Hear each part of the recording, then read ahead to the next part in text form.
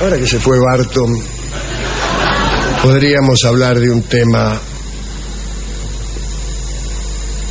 triste. ¿O no? Hablaremos del oro, contaremos algunas fantasías históricas acerca del oro, sobre sus virtudes, su generación, su cuidado. Mentiras que fueron fervientemente creídas por muchos. Las crónicas más antiguas abundan en relatos extraños acerca de seres que custodiaban el oro.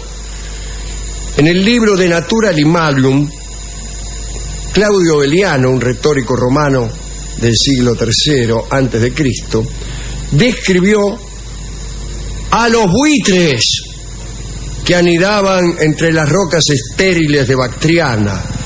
Dijo que esos buitres tenían garras de hierro que se encargaban de separar el oro del granito y que guardaban con feroz celo los tesoros que reunían de la codicia de los humanos. Eran los famosos fondos buitres. Plinio el Viejo, nuestro amigo Plinio el Viejo, se mostró escéptico con respecto a los buitres de los que hablaba Eliano, pero en cambio presentó en su Historia Naturalis el caso de las hormigas recolectoras de oro. Escribió Plinio, tengo aquí el texto de Plinio justamente, acaba de llegar: en la región septentrional de la India viven hormigas cuyo tamaño es como el del lobo. Extraen el oro de la tierra, lo acumulan durante la estación de invierno. En verano se ocultan bajo tierra para huir del calor. Entonces, los indios roban el oro. Pero deben actuar con mucha rapidez, pues cuando huelen la presencia del ser humano, las hormigas persiguen a los ladrones y si los camellos de estos no son veloces, destrozan a los intrusos. A esto le llaman ciencia. Bueno, por entonces aparecieron las crónicas de otros autores que escribieron acerca de aquellas extrañas hormigas. De acuerdo con Herodoto, algunos de esos insectos enormes, Herodoto es por otra parte muy anterior a Plinio, le informo al autor de este informe, pero bien, que dice que llegó después.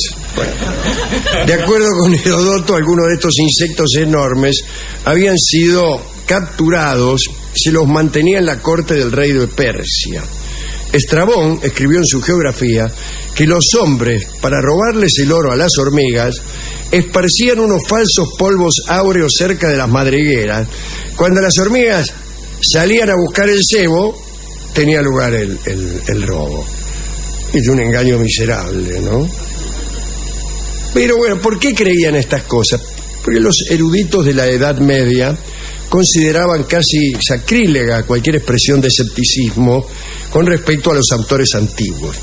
Era posible comentar esas obras, pero no criticarlas. Por ese motivo, la historia de las hormigas recolectoras se convirtió increíblemente en parte integrante de la zoología medieval. Brunetto Latini, que era preceptor del Dante y miembro prominente del partido güelfo, fue canciller de Florencia. Bueno, realizó un resumen de todos los tesoros del conocimiento medieval y redactó una enciclopedia que empezaba con la creación y reunía todos los materiales conocidos sobre geografía, ciencias naturales, astronomía, política, yo qué sé.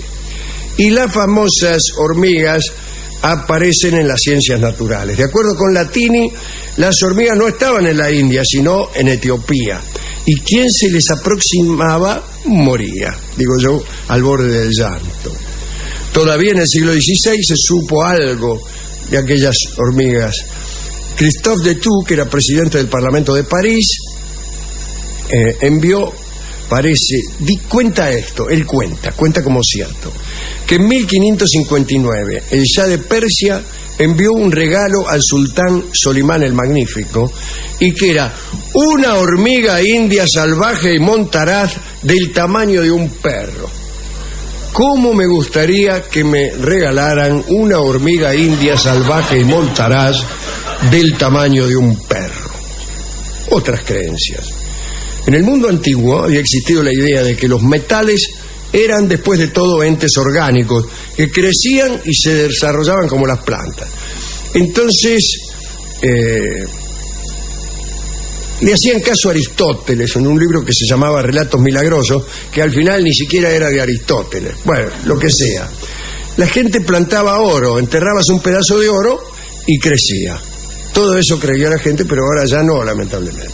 La ciencia natural del medioevo adoptó la pauta clásica, desarrolló todavía más la teoría. Se decía que había en la tierra oro en estado blando, semilíquido. Y a veces ciertas plantas, especialmente la vid, fundían sus raíces en el oro, absorbían el metal, vamos. De modo que el oro se elevaba por las ramas, pasaba a las hojas y también a los frutos. ¿Qué quiere decir esto? Que de algún modo, al comer una uva, te estabas comiendo el oro. Pietro Mártire Vermigli, que fue profesor de teología en Oxford, declaró que en España y Portugal había muchos árboles bebedores de oro. Parece que una vez, cuando una princesa portuguesa se comprometió con un duque de la casa de Saboya, el novio le mandó a la dama regalos carísimos. Y anotan los regalos. 12 negros, de los cuales uno era rubio, una reliquia de aspecto repugnante y un arbolito de finísimo oro cultivado naturalmente. Bueno, en Hungría dicen que con el oro natural que crece allí, en Hungría se crece oro. Ustedes no lo crean si quieren. Y como el oro crece en forma de enredadera, se pueden fabricar anillos, es muy fácil, porque no es tarea complicada conseguir que el oro forme círculos. ¿Y dónde se ponen las personas esos círculos una vez que los arrancan? En el dedo. ¿Qué es algo de oro que uno se pone en el dedo? Un anillo, señora. Bien. Vamos a hablar también de algunas prácticas médicas que usan el oro como remedio. El rey Luis XI, ese se murió, Luis XI de Francia. Es uno de los tantos que se murió después de jugar a la pelota paleta. Bien. Pero parece que bebía oro para curarse del baile de San Vito. Y se hacían fundir 96 doblones por mes. ¡Eh! El oro húngaro, como se ha dicho, gozaba de la más alta reputación como medicina. Mayormente se usaba contra la ictericia. Los médicos consideraban simplemente lógico que la enfermedad que te pone amarillo debía ser curada mediante un metal amarillo. A eso le llaman pensar, claro que sí.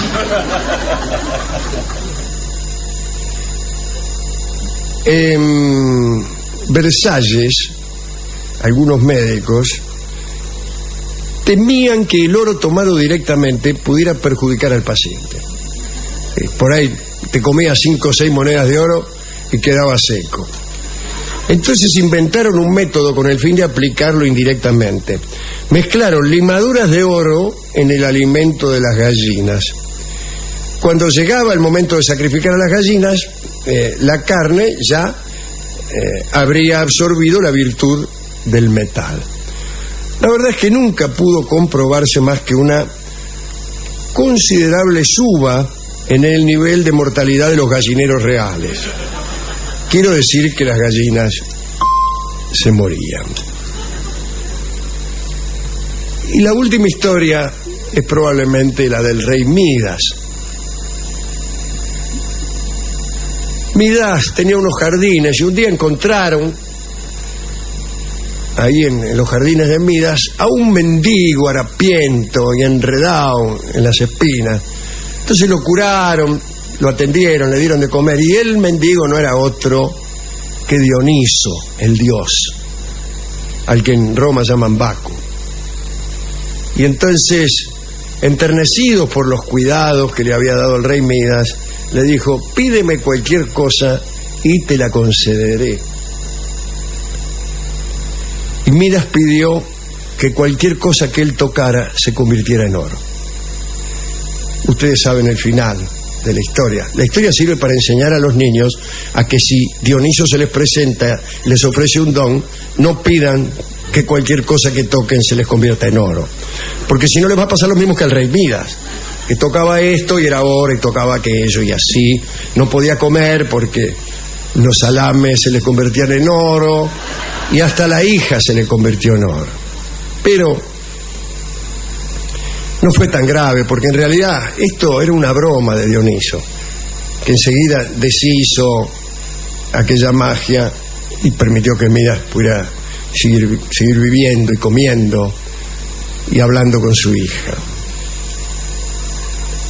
Sin embargo, a los que quieren convertir todo en oro, debería contárseles cada tanto, cada 24 horas, la historia de Midas. Querer convertir todo en oro conduce a eso, a que no haya otra cosa sino el oro. Huyamos entonces de estos dones de Dioniso, porque si no, todo será de oro, de un terrible, espantoso y omnipresente oro. Los cielos de oro, los mares de oro, los ríos de oro y los campos de oro.